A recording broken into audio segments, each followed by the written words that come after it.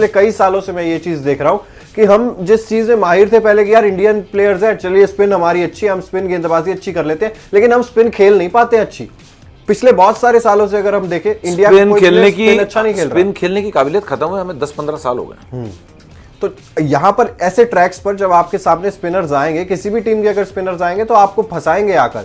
ये तो अगर बांग्लादेश के स्पिनर्स आपको मुश्किल में डाल सकते हैं, तो फिर बाकी टीमों के स्पिनर्स तो आपके लिए परेशानी खड़ी करेंगे ही। तो आप जिन चीजों को खुद के लिए, जब हम बात करते थे कि भाई आप इंडिया में जब टेस्ट मैचेस खेलते हो तो आप गड्ढे तैयार कर लेते हो, जब आपने उस चीज की प्रैक्टिस नहीं की है पिछले कई सारे सालों से, तो फिर ऐसी दिक्कतें आपके बल्लेबाजों को आएंगी। और आज भी दिक्कत आई है, आगे चल के भी ये दिक्कत आएगी, जिसको शायद आप एक छोटी सी उससे रिजॉल्व नहीं कर सकते वार्म अप मैच से या किसी भी चीज से। बहुत लंबे समय से जो चीज चली आ रही है, इसको आप एकदम से खत्म नहीं कर सकते। ये चीज वो चीज है जो जैसे कहते हैं ना, जख्म जो होता है वो नासूर बन जाता है थोड़े दिन उसका इलाज ना करो तो ये वही चीज होती चली आ रही है। आपकी बल्लेबाजी, चाहे वो हल्की सी स्विंग करा लो, चाहे हल्की सी टर्न करा दो, आपकी बल्लेबाजी कहती है जी हम तो हाथ खड़े कर रहे हैं, हमसे अब नहीं खेला जाएगा।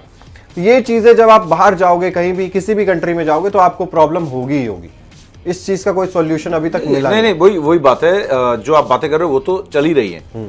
और आज के इस वार्म अप मैच में जो हमें बैटिंग दिखी वो पुअर बैटिंग थी, लेकिन इस पुअर बैटिंग को कितना रीड करें, क्योंकि आप 4 दिन पहले आए हो, जेट लैग है, बॉडी क्लॉक आपका सेट नहीं है, तो बड़ी सारी चीजें, बड़े सारे फैक्टर्स आप लगाकर इस खराब परफॉर्मेंस के इन बहानों के आड़ में आप इन खराब परफॉर्मेंसेस को छुपा सकते हो। लेकिन वही है कि बांग्लादेश के खिलाफ अगर आपके रन नहीं बन रहे, जो आपने बात की बांग्लादेश के उस बॉलिंग अटैक के अगेंस्ट, जिसके पास कोई इंटेंट ही नहीं था कि हमें विकेट लेना है या हमें एकदम तंग कर देना है, सर पे मारना है बॉल, बाउंसर ऐसे मारना है, डिसेप्टिव स्लोअर वंस करना है, वो चीजें थी नहीं उनके बॉलिंग में। उसके खिलाफ अगर आप 182 रन बना रहे हो, तो अगर ये वाली बैटिंग आप कितना इंप्रूव हो जाएगी आप सोचते हो? जब ऑस्ट्रेलिया खेलेगी या पाकिस्तान के खिलाफ खेलोगे तो आप कितना इंप्रूव कर लोगे?